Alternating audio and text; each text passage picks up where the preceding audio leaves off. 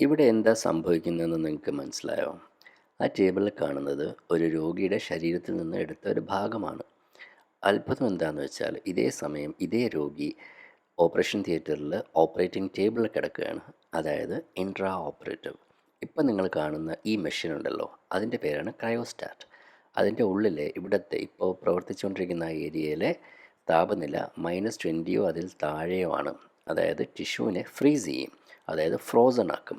അപ്പോൾ ഈ ടെക്നിക്കിൻ്റെ പേരാണ് ഇൻട്രാ ഓപ്പറേറ്റീവ് ഫ്രോസൺ സെക്ഷൻ. അതായത് ഓപ്പറേഷൻ തിയേറ്ററിലെ പേഷ്യൻ്റ് ഇരിക്കുമ്പോൾ തന്നെ നമ്മൾ ഒരു ടിഷ്യൂ എടുത്തിട്ട് അതിനെ ഈ ടെക്നിക്കിലൂടെ ഇപ്പോൾ ഈ ടെക്നീഷ്യൻ ചെയ്യുന്നത് വെച്ചാൽ അതിനെ നേർത്ത പാളികളാക്കി ഒരു ഗ്ലാസ് സ്ലൈഡിലേക്ക് മാറ്റും.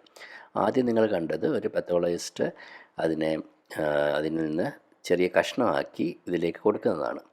ഇപ്പോൾ നിങ്ങൾ കാണുന്നത് ഈ ഗ്ലാസ് സ്ലൈഡിലേക്ക് നേർത്ത പാളികളാക്കിയതിനെ സ്റ്റെയിൻ ചെയ്യുകയാണ്. അതിൻ്റെ കാരണം എന്ന് വെച്ചാൽ സ്റ്റെയിൻ ചെയ്താലേ നമുക്ക് കോശങ്ങളെ കാണാൻ പറ്റുള്ളൂ. കോശങ്ങളെ കണ്ടിട്ടാണ് നമുക്കതിൽ എന്തെങ്കിലും പ്രശ്നമുണ്ടോ എന്ന് മനസ്സിലാവുള്ളൂ.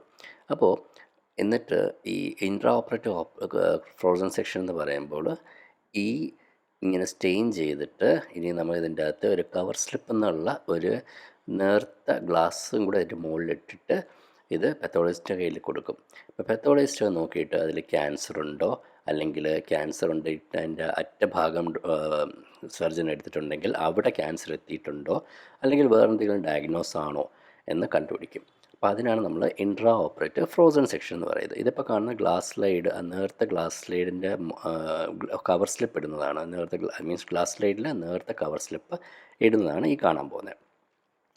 അപ്പോൾ ഇതിപ്പോൾ എന്നിട്ട് ഈ ടെക്നീഷ്യൻ ഇപ്പോൾ ഇത് ചെയ്തിട്ട് ചെയ്യാൻ പോകുന്നത് വെച്ചാൽ ഡോക്ടറുടെ കയ്യിൽ, പത്തോളജിസ്റ്റിൻ്റെ കയ്യിൽ കൊടുക്കും.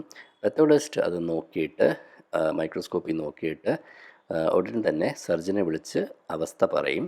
അപ്പോൾ സർജൻ തീരുമാനിക്കും ഇനി ഓപ്പറേഷൻ നിർത്തണോ അല്ലെങ്കിൽ ഇനി കുറേ ഭാഗം കൂടി എടുക്കണോ എന്ന്. അപ്പോൾ അതാണ് ഫ്രോസൺ സെക്ഷൻ.